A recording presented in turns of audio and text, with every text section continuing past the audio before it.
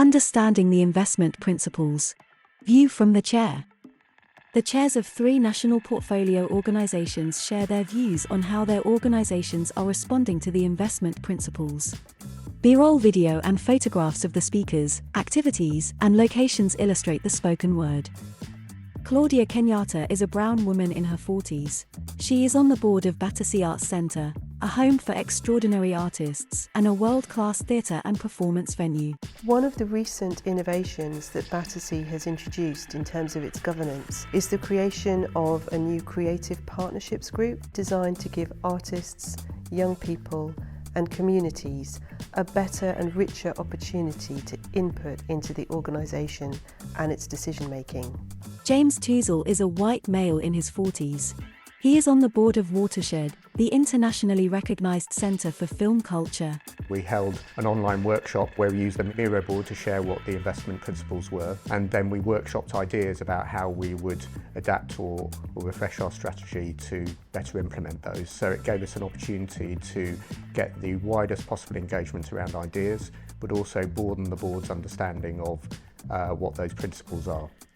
Mary Paterson is a middle-aged white woman with brown hair. She is on the board of Extant, the UK's leading professional performing arts company of visually impaired artists and theatre practitioners. We've got a working group that's made up of some members of the board and some members of the staff that are specifically looking at our NPO agreement.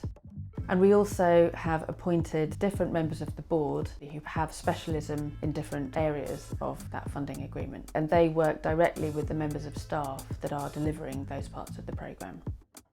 We use a platform called Airtable, in which we have set out all the investment principles and the activities we are going to follow to meet those principles.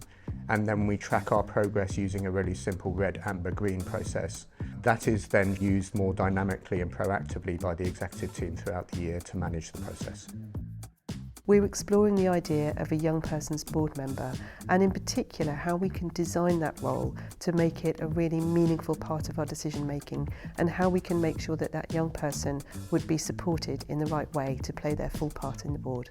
We've had a look at our reporting structures, the way that the staff prepare reports to the board, so that the board, when we are looking at projects and looking at what's happened with Extant, we're seeing that through the lens of the investment principles.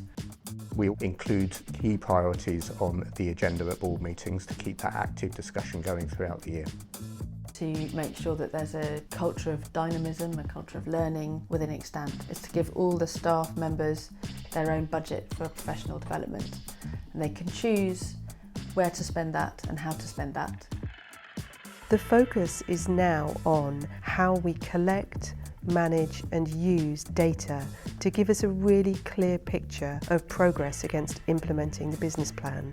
And over the next year, I expect to see a significant step change in the quality and the reach of the data that we collect and use. We wanted to launch this programme called Extant Evolve, which is thinking about the leadership of the arts organisation, bringing in trainee artistic directors on 18-month fixed-term contracts with us. They have a tailor-made programme of professional development, and they're involved in every aspect of the organisation.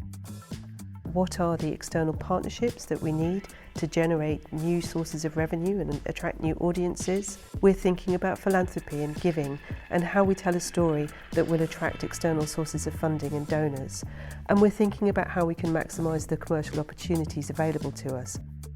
We've been looking around levers around profitability for us, so thinking about what a sustainable organisation will look like and how we draw the organisation together in terms of delivering the board programme, whether it is the cultural cinema, whether it is the creative technology programme. So it's that ability to respond quickly to changing audience needs and trends.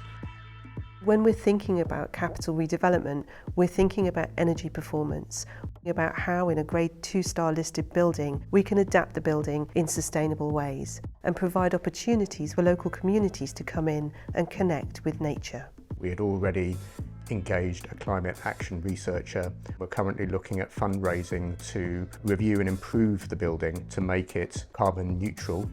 We have appointed an officer on the board for environmental responsibility and how we meet that. we've updated all of our policies. And really, if it wasn't for the Arts Council's lead on this, I'm not sure we would have started that this early. When I think about our 2030 vision, we want Battersea to be a confident, inclusive, dynamic and open organisation that has seen significant growth in the range and the number of our audiences, that has grown a range of new partnerships and which is perceived as a place of quality cultural activity aligned with really meaningful community engagement. So I think there are two main things in which we will have achieved much more significantly to the period to 2030. One is the use of the building and the space and our ability to coordinate activity across the organisation to deliver a much more sustainable building for the future. And another is how we can cooperate across the organisation and with the cultural community in a very positive way. We've got ambitions and we've got ideas, and we're not doing any of this because of the investment principles, but we are doing all of it with the investment principles.